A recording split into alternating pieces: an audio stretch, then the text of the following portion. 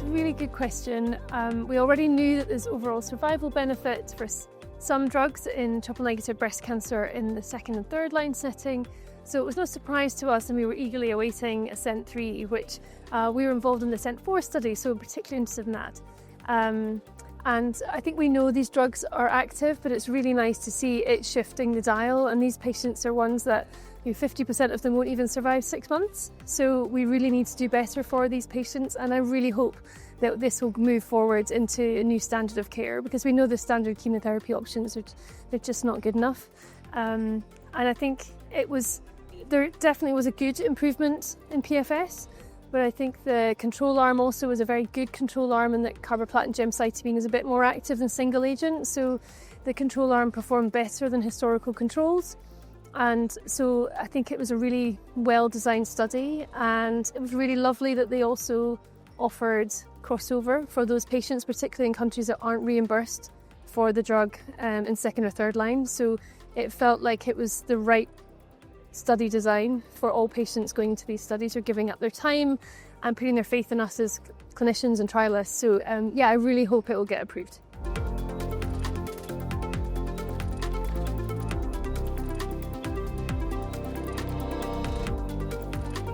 ADCs are here to stay, and we were involved in Tropion-2, so again we're really excited to see that data.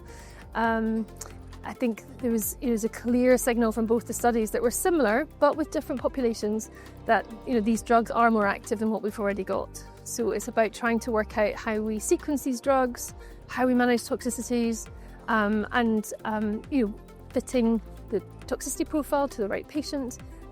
So it's just really exciting to see this clear message from two studies from different companies, similar mechanisms of action, and both topoisomerase 1 payloads, so really quite similar drugs, but very consistent message that they are considerably better than what we've had before.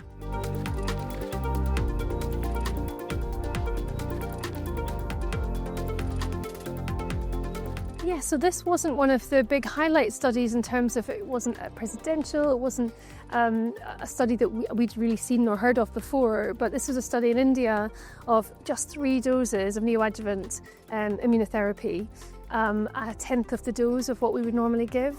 And I think it's probably been the study that has been the biggest surprise, and the one that all of us clinicians, particularly probably NHS clinicians in the UK, are talking about, because we want to try to minimise toxicity and also minimise cost for patients. And it showed a 13% delta for pathological complete response rate, which is ironically almost identical in terms of the uplift compared to Keynote 522, where it's just much more immunotherapy. So it's just really lovely to see a global study actually showing some significant benefits, but without perhaps the cost and perhaps the toxicity as well that we are experiencing with patients having neoadjuvant immunotherapy. And it's just small centre, single centre, it's a small study, it's just hypothesis generating at the moment, but I think it will generate a lot of discussion when we get home, because we all do worry a little bit about how much benefit does the full course of immunotherapy give our patients, and we don't have that data yet, but also the toxicity. So I think we'll be really excited to try and see that study replicated in a bigger population with multi-centres involved.